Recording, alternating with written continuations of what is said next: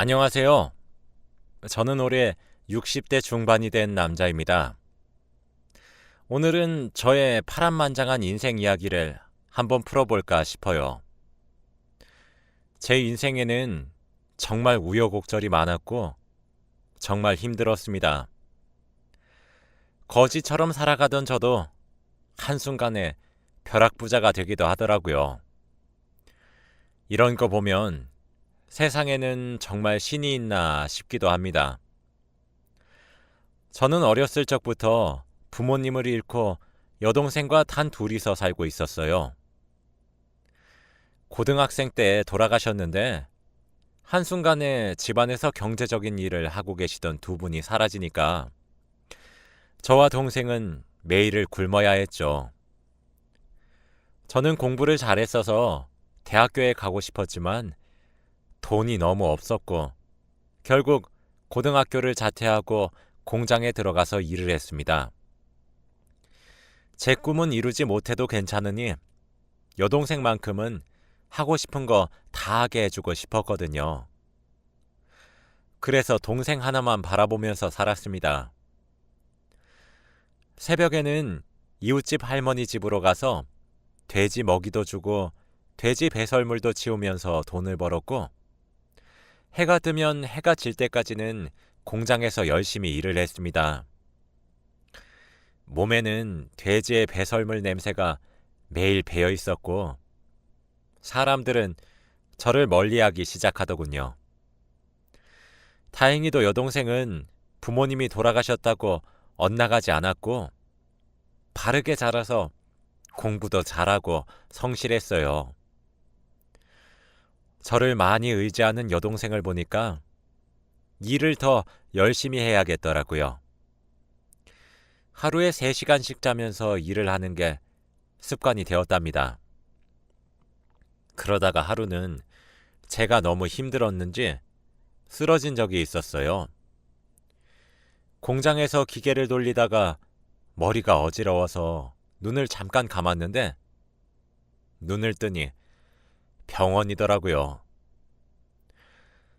그런데 일어나니까 팔이 한쪽이 없었습니다. 엄청난 고통이 제 팔을 감쌌고 저는 눈물이 흘렀죠. 저는 과로로 인해서 쓰러지면서 기계에 제 팔을 넣었다고 해요. 그러면서 절단이 되었고 쓰러졌다고 했죠. 옆에 있던 동생이 자기 때문에 일하다가 그렇게 된 것 같다면서 미안하다고 펑펑 우는데 제가 더 미안했습니다. 앞으로 돈은 누가 벌고 동생 뒷바라지는 어떻게 해야 할지 막막했거든요. 그래서 저희의 인생은 끝난 줄 알았죠. 저는 집에서 한쪽 발로 부업을 시작했고 처음에는 너무 힘들었지만 적응하다 보니 속도도 점점 빨라지더라고요. 그치만 제가 공장에서 일을 할 때만큼 돈을 벌지 못했습니다. 이웃집에서 돼지 관리하는 것도 나름 재밌었는데 하지 못하니까 아쉽더라고요. 그때도 잠을 거의 자지 않으면서 부업을 했던 것 같습니다.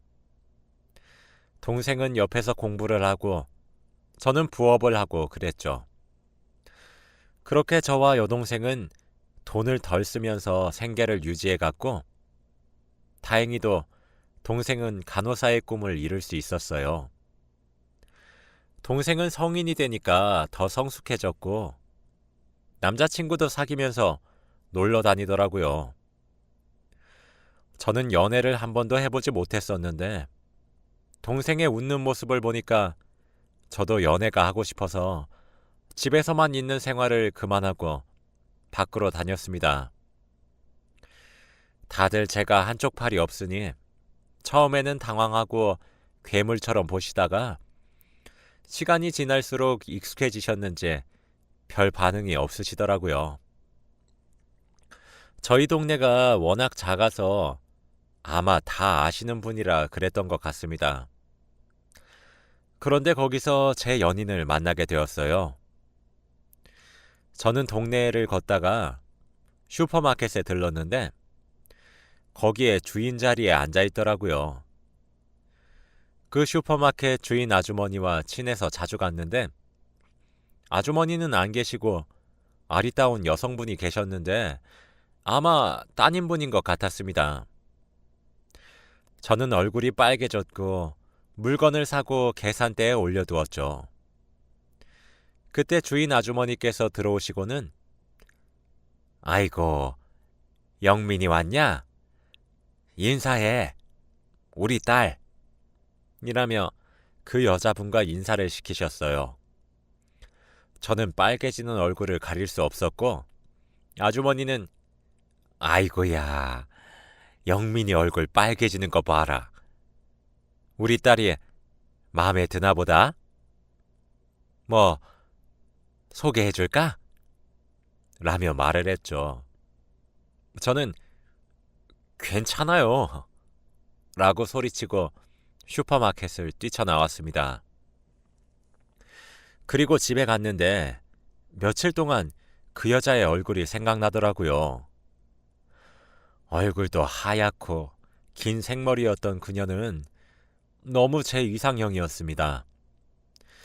그런데 며칠 뒤 슈퍼 아주머니께서 저희 집을 알려주셨는지 그녀가 저희 집 앞에 서 있었어요.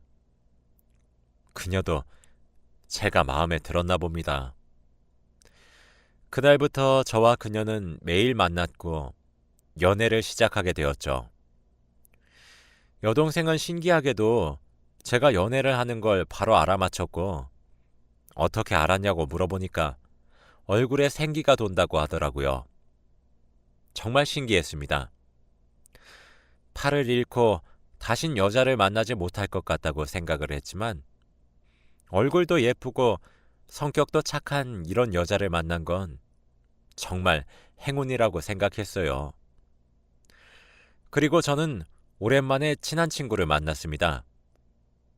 제가 고등학교도 중퇴하고 일을 하면서 바쁘게 살다 보니까 친구가 없는데 이 친구 저의 유일한 친구였거든요.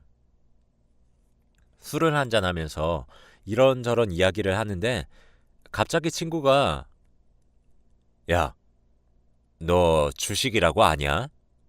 이런 말을 하더라고요. 옛날에 들어보긴 했는데 하는 사람도 적고 정확히 뭔지도 몰라서 관심이 없었거든요. 그런데 친구가 요즘 주식이란 걸 하고 있다고 하는 겁니다. 근데 주식을 하고 돈을 엄청 많이 벌었다면서 자랑을 하길래 세상에 공짜 돈이 어딨냐? 돈 그렇게 쉽게 못 벌어. 라고 말을 했죠. 그런데 친구는 자기 한 번만 믿으라면서 이것만 사면 제 인생이 핀다고 하더라고요. 저는 절대 믿지 않았습니다.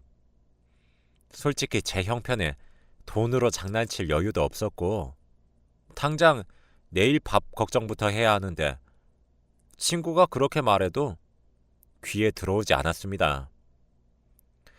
주식이 들어온 지 얼마 되지도 않았고 주위에서 하는 사람이 없다 보니까 믿기지 않았거든요. 그런데 친구는 내가 진짜 엄청난 정보를 들고 왔다니까? 나 딱 한 번만 믿어.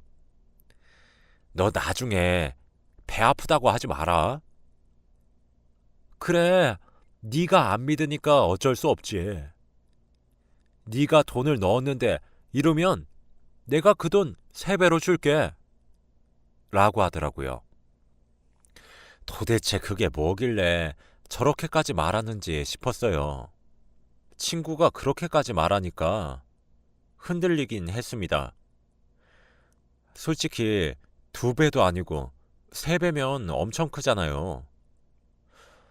제가 아는 그 친구는 한 번 뱉은 말은 무조건 지키는 사람이라서 믿을 수 있었습니다. 그래서 알겠다고 하고 속는 셈 치고 돈을 그 친구한테 맡겼어요.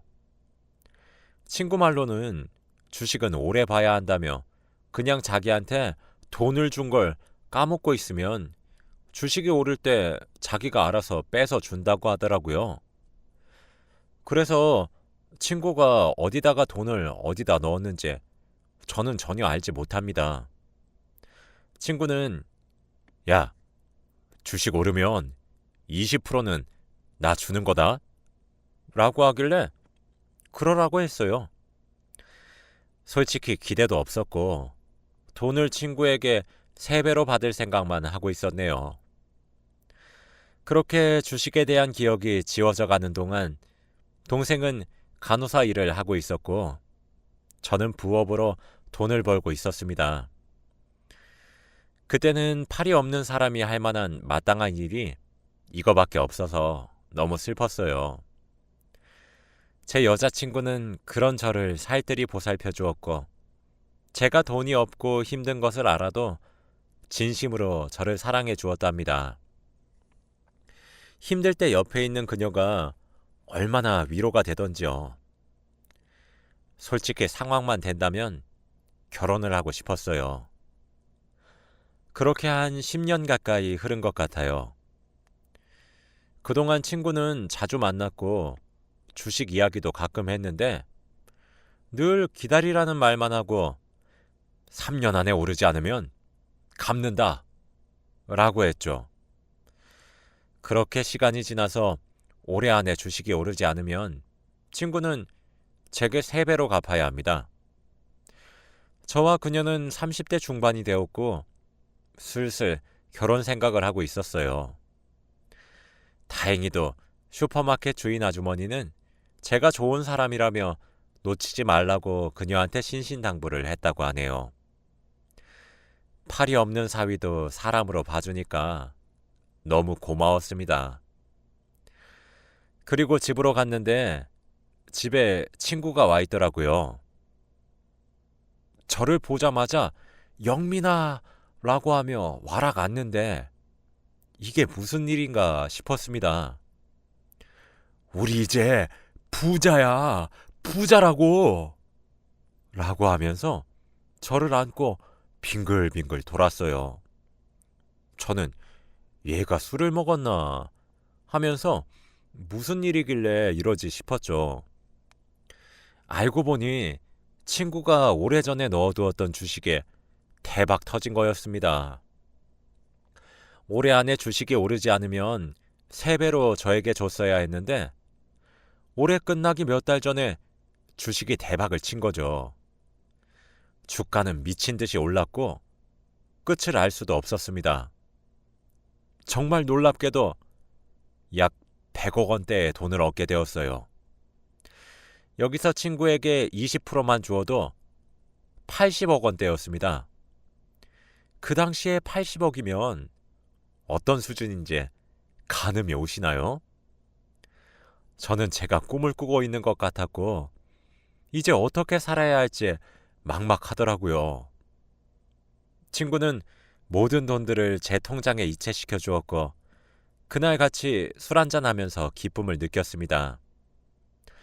저는 너무 고맙다며 생명의 은인이라고 했고 친구는 뭘 친구가 다 돕고 사는 거지 라며 괜찮다고 했죠. 저는 여동생에게 우선 말을 하지 않고 부동산에서 좋다고 하는 자리에 땅과 건물 그리고 집도 다 샀어요. 그리고 나서 여동생에게 솔직히 말했습니다.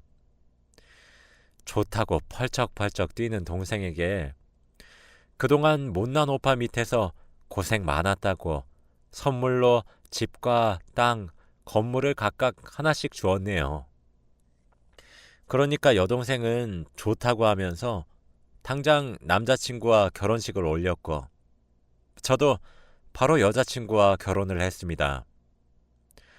아내는 저한테 어떻게 이런 행운이 있냐며 자기와 결혼해 주어서 고맙다고 하더라고요. 제가 돈이 한 푼도 없을 때부터 만났던 여자였기에 믿음이 있었고 평생 함께하고 싶었기에 그녀와 결혼을 결심할 수 있었답니다. 저와 아내는 결혼을 하고 건물 부자, 땅 부자로 살아가고 있었죠. 부동산 사람의 말처럼 제 땅에는 엄청나게 많은 건물들이 들어섰고 건물도 들어오는 사람들이 많아서 한 달 월세만 받아도 둘이 사는 데에는 너무 벅찼습니다. 제 친구가 아니었다면 저는 평생 부업이나 하면서 늙어갔겠죠. 저는 항상 그 친구한테 고맙다고 해요. 생명의 은인이라고 하면서요. 그리고 저와 아내는 아이를 갖기로 했습니다. 이제 신혼생활도 어느 정도 즐겼고 팔이 없는 아빠라서 아이를 키우는데 불편할까봐 걱정이 되긴 했지만 그래도 아이를 가지고 싶어서 낳기로 했습니다. 아내는 아들을 낳았고 아주 장군감이었습니다. 저는 아들을 부족함 없이 키우고 싶었고 외동아들이라 해달라는 것을 다 해주었어요. 제가 어렸을 때 하루 종일 일만 하면서 놀지도 못하고 산 게 한이 되었는지 아들은 놀고 싶을 때 놀라고 하고 공부하고 싶을 때 공부하라고 하면서 자유를 주었죠. 그런데 그 자유가 잘못된 건지 점점 엇나가더라고요. 사춘기가 되면서부터 저와 아내에게 반항을 하기 시작했고 돈이 소중한지도 모르고 흥청망청 쓰고 다녔습니다. 아내와 저는 우리가 자식 교육을 잘못 시켰나 보다 라고 하면서 한탄했죠. 아들의 반항은 날이 갈수록 심해졌고 저와 아내가 걷잡을 수도 없을 만큼 폭력적이었어요. 한 번은 아내한테 반항을 하다가 아들이 자기 화를 참지 못하고 옆에 있던 TV 리모컨을 던졌는데 아내의 머리에 맞은 겁니다. 아내는 큰 충격을 받은 듯 했죠. 그 뒤로 아들의 화는 조금 사그라드는 듯 싶었지만 어림도 없었습니다. 매일같이 불량 학생들이랑 어울려 다니면서 새벽 늦게 들어오고 학교도 다니지 않았어요. 제가 어렸을 때에는 학교를 다니고 싶어도 못 다녔는데 말입니다. 아내는 머리가 다치기 전까지는 매일같이 아들을 혼내곤 했는데 다친 후부터는 아들을 혼내지 않더라고요. 그리고 계속해서 어지럽다, 속이 메스껍다 이러면서 구토도 하고 그랬습니다. 리모컨에 처음 맞았을 때에는 병원에서 아무 이상이 없다고 했는데 아내가 약 6개월 동안 그런 말을 하니까 조금 심각한 것 같더라고요. 그래서 서울에 있는 큰 병원으로 가서 정밀 검사를 받았습니다. 그런데 거기서 아내가 뇌진탕이라고 하는 게 아니겠어요. 의사 선생님께서 과거에 머리에 세게 충격을 가한 적이 있나요? 그때부터 아마 뇌진탕 증상이 시작되었을 건데 라고 하셨죠. 원래 뇌진탕은 다들 처음에는 대수롭지 않게 여기시는데 시간이 지날수록 후유증이 커진다고 했어요. 앞으로 머리를 조심해야 하고 혹시나 쓰러지면 머리는 절대 부딪히면 안 된다고 했죠. 저와 아내는 너무 충격적이었고 제가 한쪽 팔로 열심히 아내를 병간호해 주기로 했습니다. 그리고 얼마 뒤 갑자기 아들이 소개해 줄 사람이 있다고 하는 겁니다. 저와 아내는 여자친구를 사귄 건가 싶어서 기대를 하고 있었는데 정말 충격적이었어요. 아들이 데리고 온 여자는 적어도 아들과 10살은 나이 차이가 있어 보였고 거기에다가 이미 배까지 불룩하게 튀어나와 있더라고요. 아들은 성인이 된 지 얼마 되지도 않았는데 사고를 쳐버린 겁니다. 우선 아내와 저는 당황하지 않고 그 여자와 이야기를 나누었는데 그 여자와 아들은 술집에서 만났다고 하더라고요. 대화하는 것도 수준이 낮아 보였고 아들과 단둘이 이야기하는 걸 들어보면 정말 별로였어요. 아들은 그 여자와 결혼이 하고 싶다고 했고 저와 아내는 절대 안 된다고 했습니다. 마땅한 직업도 없고 자기 몸 하나 제대로 간수 못하는 아들이 무슨 자식을 낳는다고 그러나요? 저와 아내는 절대 안 된다고 했고, 아이는 보육원에 보내던지 여자 보고 키우라고 하라고, 양육비는 넉넉히 준다고 했습니다. 그런데 당연히 결혼시켜달라고 빌 줄 알았던 그 여자는 한 번에 알겠다고 하더라고요. 하지만 저희 아들은 결혼시켜줘 라고 하면서 화를 내기 시작했습니다. 애 엄마도 괜찮다고 하는 걸 왜 아들이 그러는지 딱 봐도 알 수 있었죠.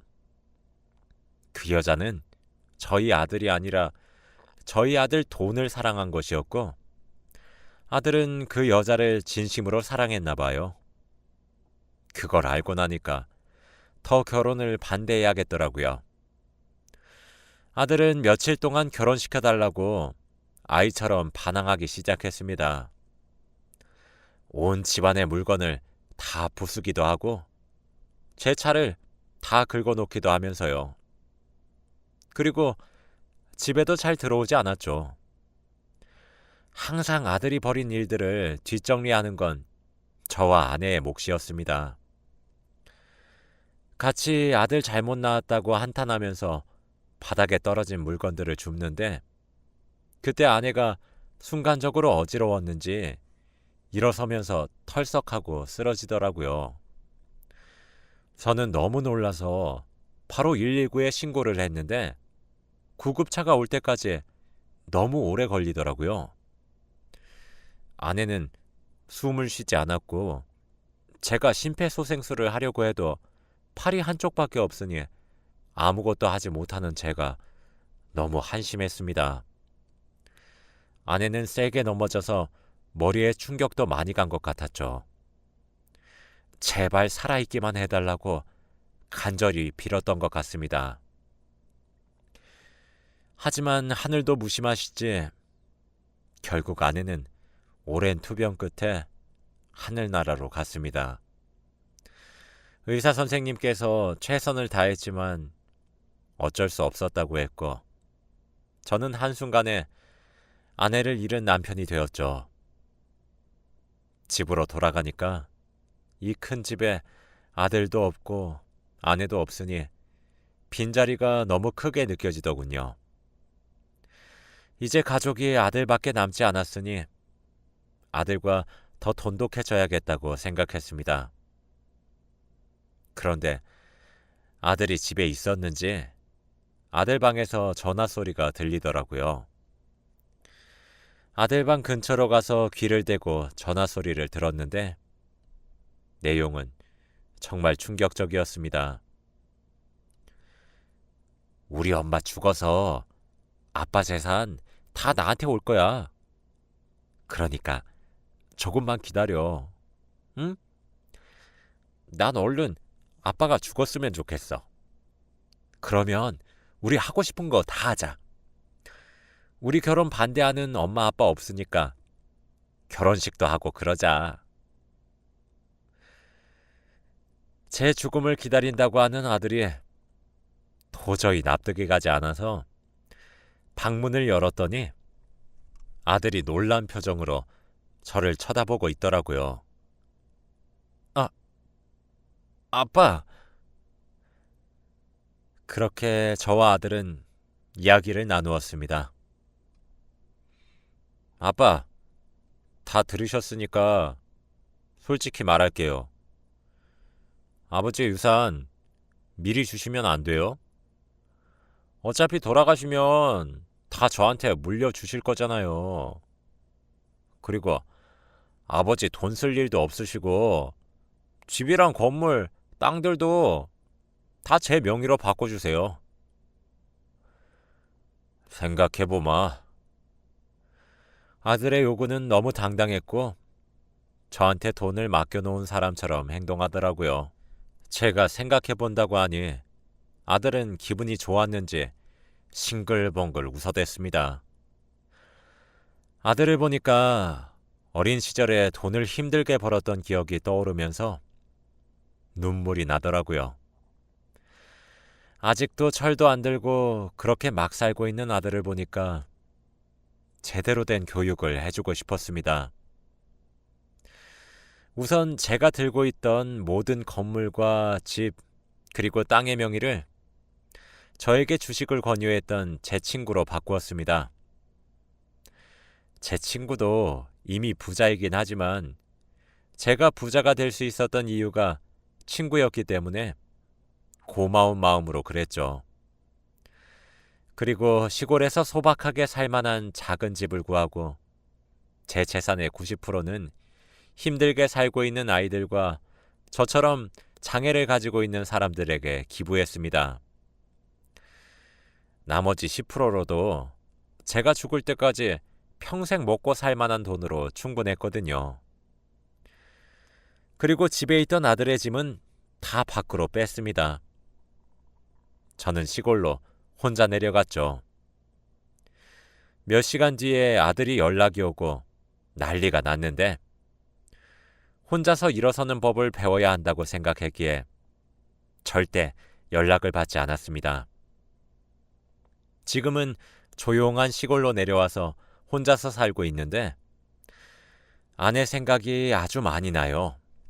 진작에 내려와서 둘이서 살 걸 싶습니다. 너무 마음이 아파요.